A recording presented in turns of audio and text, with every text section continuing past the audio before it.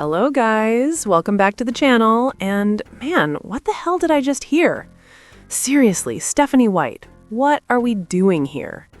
I'm trying to stay calm, but this is getting ridiculous. You're really out here talking about Caitlin Clark playing off the ball again? Like, are we serious right now? That makes zero sense. None. This isn't just a small tweak, this is completely misusing your best player. I'm not gonna lie, it's frustrating as hell to listen to. It feels like we're heading into another season of the same confusing decisions, the same weird rotations, and the same post-game explanations that don't add up. At some point, you've got to take accountability.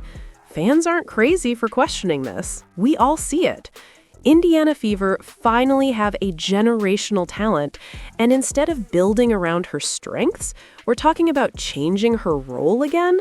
Nah, man, that's just wild. I don't get it, and honestly, it's getting harder and harder to defend.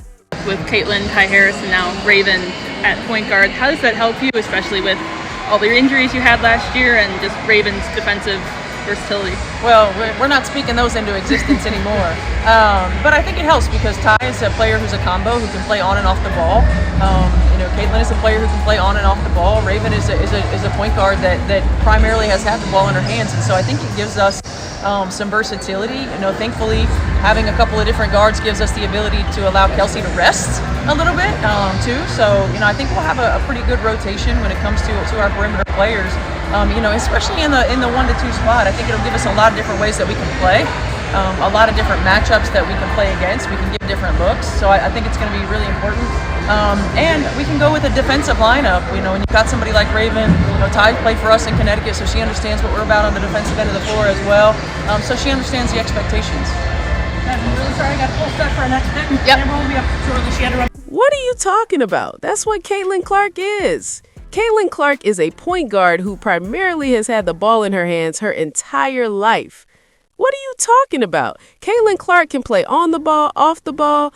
Raven Johnson has been a point guard with the ball in her hands. What? Hold on. I know you're not trying to put Caitlin Clark off ball so Raven Johnson can play point. Man, bruh, I can't deal with this. I'm done. I'm out. Fire this lady, man. What are you talking about? Raven Johnson is a player she's a point guard that's actually had the ball in her hands. Caitlin Clark, she can play on the ball, off the ball. What are you talking about, Stephanie White? What are you talking about? This is what I mean, bro. The lady has got to go. She's got to go, y'all. I'm gonna bring that back some, man. We don't want to see no damn Raven Johnson and Ty Harris in the game at the same time at the guards. What are you doing? What are you smoking right now? Seriously, what is this lineup? This makes no damn sense. I'm sitting here trying to understand the logic, and there is none. This is insanity, man. Straight up insanity. Stephanie White, what are you doing? This feels like sabotage at this point. I'm not even joking. This looks like pure sabotage from the top down. You've got Caitlin Clark on the roster, a generational talent, and instead of building around her, you're out here experimenting with nonsense lineups that don't maximize anything. It's frustrating as hell to watch. And don't even get me started on the philosophy. It really feels like she doesn't like how Caitlin Clark plays basketball. Like she's trying to force a completely different system that just doesn't fit. You can like someone personally, cool, but on the court, this ain't working. It doesn't mesh, not even close.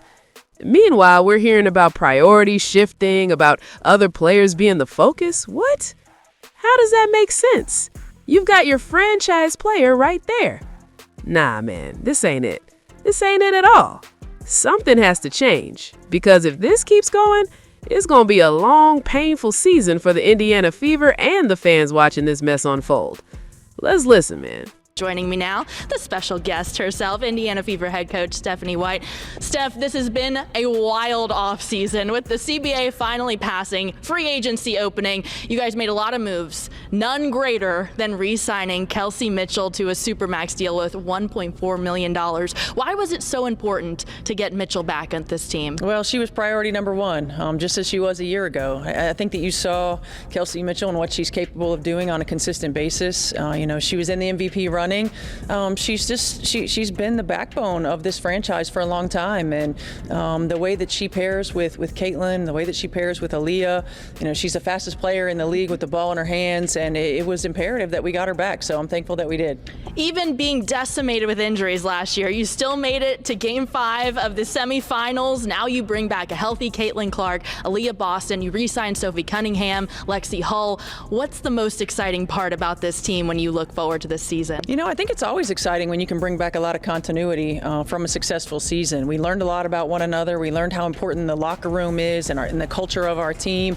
And we took another step forward as a group. And, I always say there's no substitute for experience. And being right there in those moments, being that close, in spite of what we went through, I think gave this group a hunger to get to that next step and to get to the WNBA finals. Now we got a long way to go, but I think understanding that we've had that experience and knowing what it takes, knowing that we have to sacrifice, so carrying over the continuity, I think, is the most exciting piece for me. And then you bring in some exciting additions also. Ty Harris, who's a Noblesville native, and then Monique Billings. What do they bring to this team to get you to that championship? Yeah, I was fortunate enough to coach Ty in Connecticut, and certainly with Ty, the Indiana ties and understanding and watching this franchise growing up, and she's coming back off of injury as well, and so working her way back. But she gives us a player that we can play, with Caitlin. We can play with Kelsey. She can play a combo guard. She can knock down shots. She takes a lot of pride in being from Indiana as well, and so we're excited about that. Add depth at those two positions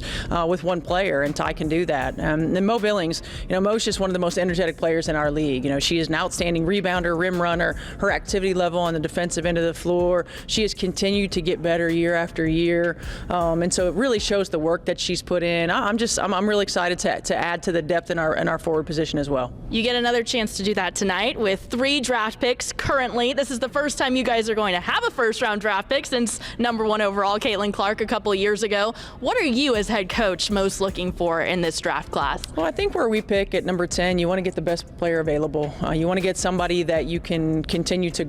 I'm not gonna lie, I wouldn't have signed her to that deal. Not even close.